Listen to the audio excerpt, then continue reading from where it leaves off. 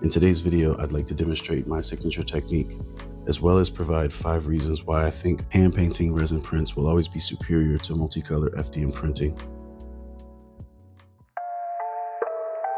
The first reason why I prefer hand painting my resin prints opposed to FDM printing with multicolor is flexibility. Let's just say in a one-to-one comparison, if I wanted to paint either types of prints, I actually found this little cheat code to making acrylic paint stick to resin prints easier. What I'll do is slightly underwash my prints during the wash and cure process, and what I'll end up with is a slightly tacky surface on my resin prints that's a little sticky to the touch. This saves me a load of time when it comes to putting on my base color, which makes the first layer of painting a lot faster. I wouldn't be able to get the same amount of adherence to an FDM print without priming it first. With that tactical advantage that resin offers me, this leads me to my second reason: instant detail. When I make terrains for a lot of my enclosures, I usually aim for hyperrealism. It's no secret that resin prints offer a much higher resolution when it comes to detail. When I'm designing pieces that mimic textures found in nature, like rocks or wood, it's crucial for me to have as much depth as possible. A pro tip that I'll give you guys when it comes to printing elements in hyperrealism is to print in black. When I lightly apply my base color to black prints, I'll intentionally skip over deep areas, creating this natural shadow effect. For this model in particular, I'm slightly breaking that rule. Given that it's a Minecraft theme, I'm not too concerned with depths and shadows, except for areas around windows and doors. It really comes down to the preference of the painter and the model you're painting.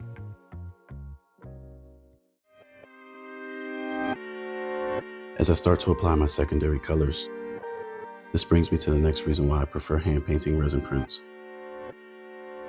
true gradients. Doesn't matter how expensive the FDM printer is or how small the nozzle is that's being used, multicoloring a print by layer will never give you the same amount of control as hand painting when it comes to blending colors. With a really dry rub, I can create smooth and organic gradients really easily. I can easily create an effect where it looks like the snow is slowly transitioning into a hard rock surface, or control the amount of moss that transitions to dirt. This is just one of those times that an FDM printer's engineered precision just can't recreate nature's flowing lines. Another benefit to printing at such a high resolution: the texture advantage. This is where a model's texture can start to compensate for a painter's talent. Despite how many of my terrains turn out, I'm nowhere near a pro painter. Something I enjoy doing in my off time is browsing social media for inspiration. There are a countless number of artists out there who are leagues above me with the way they paint some of these figurines. I've seen some of the things they've produced with airbrushing, and I can't compete with that, nor am I interested in ever wanting to. Instead, I've came up with a cheat code that can help any novice produce something just as good. I strategically designed the texture directly into the 3D print. Since resin prints at such higher resolution, all the detail is physically there. I'm not painting a rock. I'm just letting the brush graze over the bumps that are already there. This makes the process of painting much faster, and the model does 90% of the work for you, so you don't have to be an actual artist to get a professional result. And with that being said, the biggest reason why I prefer hand painting resin prints opposed to multicolor FDM printing is waste management.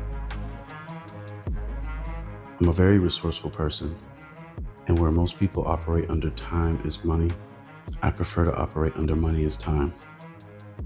If you wanted to print something with multiple colors with an FDM printer, with the amount of scale and detail that I like to work with, you're going to end up with a lot of purging. And to me, that amount of waste just isn't worth the little bit of time you'll save waiting for the print to finish. If you're someone who thinks that saving time and labor will amount to more profit, you fail to realize the value a customer adds to a handcrafted good in comparison to something that's obviously been 3D printed.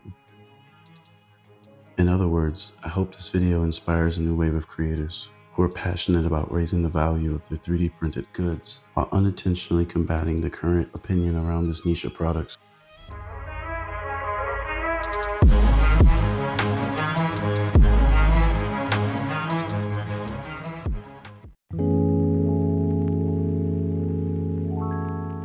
I personally love painting my prints. It's very soothing for me. It started as a therapeutic hobby long before I ever made a dime from it. And I think that passion shows in the final product. Worst case scenario, if I'm not happy with how the paint turns out, I can always rinse it under hot water and start from the beginning with a base color.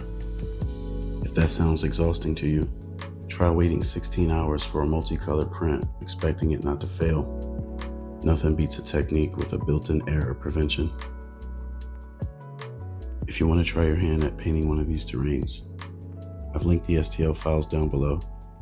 If you'd rather save the time and have me build one for you, you can grab a finished kit from the shop.